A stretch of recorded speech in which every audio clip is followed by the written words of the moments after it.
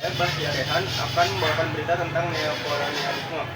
Pada 1 November 2025 di Konferensi Asia dan Afrika di Blitar, Megawati menyampaikan bahwa penjajahan walaupun sudah berakhir, namun tetap ada masih penjajahan yang tetap ada, yaitu penjajahan lewat algoritma dan data.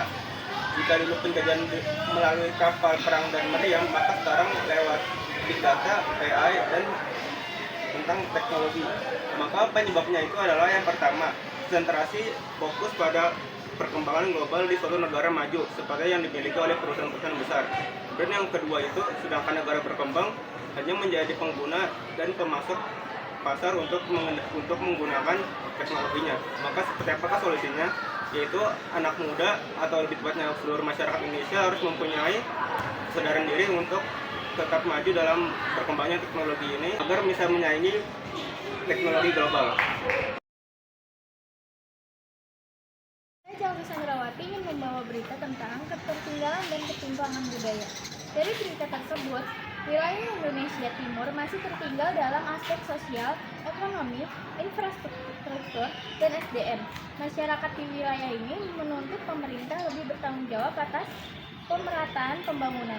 Ketimpangan terlihat pada rendahnya IPM, akses pendidikan kesehatan, serta minimnya infrastruktur dibanding wilayah barat. Penyebab utama ketertinggalannya adalah 1.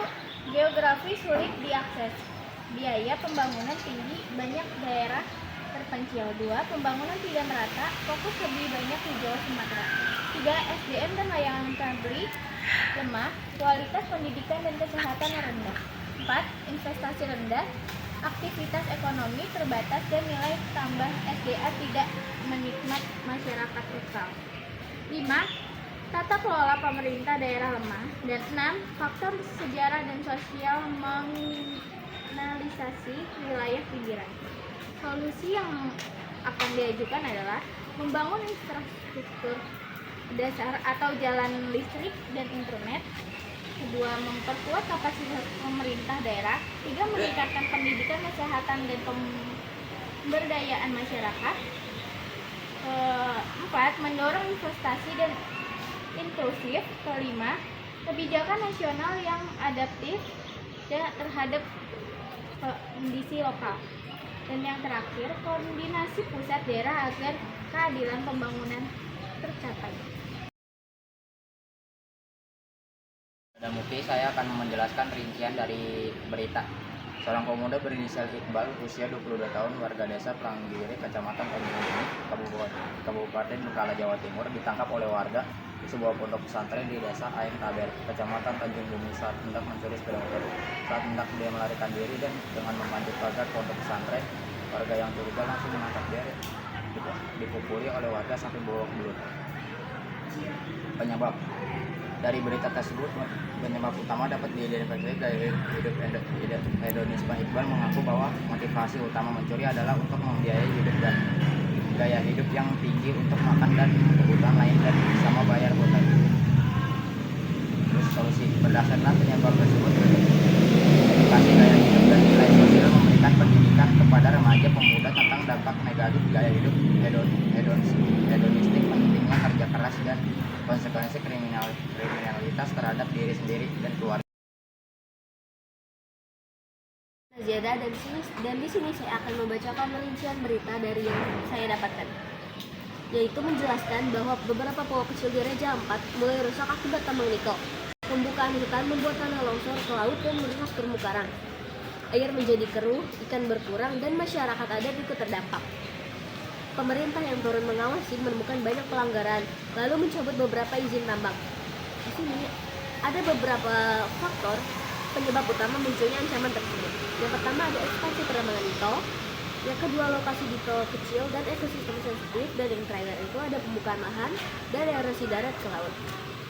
Dan di sini ada solusinya, yaitu penguatan regulasi, pengawasan hukum, lingkungan, dan penegakan hukum. Seperti apa yang dilakukan KLH atau BPLH dengan pengawasan lapangan dan potensi pencabutan izin. Yang kedua ada keterlibatan aktif masyarakat adat dalam pengelolaan wilayah. Perkenalkan, saya Dinda Mutiara Putri. Di sini saya ingin menyampaikan isi berita tentang kehilangan dana MBG. Yang pertama-tama, di wilayah Satuan Pelayanan Pemenuh Gizi Pengauban Kecamatan Batu Jajar, Kabupaten Bandung Barat, Jawa Barat, yang merupakan mitra pelaksanaan program makan bergizi gratis, dilaporkan hilangnya dana operasional sebesar sekitar 1 miliar rupiah.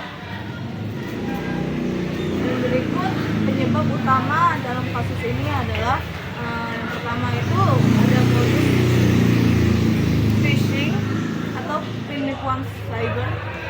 Yang kedua itu kelalaian pengelolaan internal. Dan yang ketiga itu ada keterbatasan pengamanan digital. Dan solusi yang disarankan, pertama, penguatan prosedur keamanan transaksi. Yang kedua, pemisahan fungsi dan kontrol internal. Yang ketiga, pelatihan dan literasi cyber. Dan yang keempat, tindakan cepat dan pemulihan. Yang terakhir, renovasi struktur pengolahan program sosial. Hai, nama saya Nisa Larasati. Di sini saya akan membawakan berita kejahatan cyber yang berjudul penipuan online. Itu di sini ada Google memperingatkan adanya VPN palsu di Android yang bisa mencuri data pribadi atau bahkan merampok uang penggunaan. Aplikasi ini menyamar sebagai VPN resmi dan ternyata menyebarkan malware seperti pencurian data, trojan pajak jauh, dan trojan perbankan. Pelaku memakai teknik rekayasa sosial, misalnya iklan seksual atau isu geopolitik, untuk membuat pengguna tertarik mengunduhnya. Google menyarankan hanya mendownload VPN dari aplikasi Play Store, cek rencana resmi, perhatikan izin aplikasi, dan digunakan keamanan atau antivirus. Berikut ada penyebab utama dari kasus ini, yaitu adanya penggunaan mudah percaya pada aplikasi yang ditampilkan mirip VPN resmi. 2. Play Store luas sehingga aplikasi palsu masih bisa lolos. Solusinya yaitu dengan cara unduh VPN dari Play Store yang jelas pengembangannya, yaitu dengan cara rating, review, dan izin aplikasi.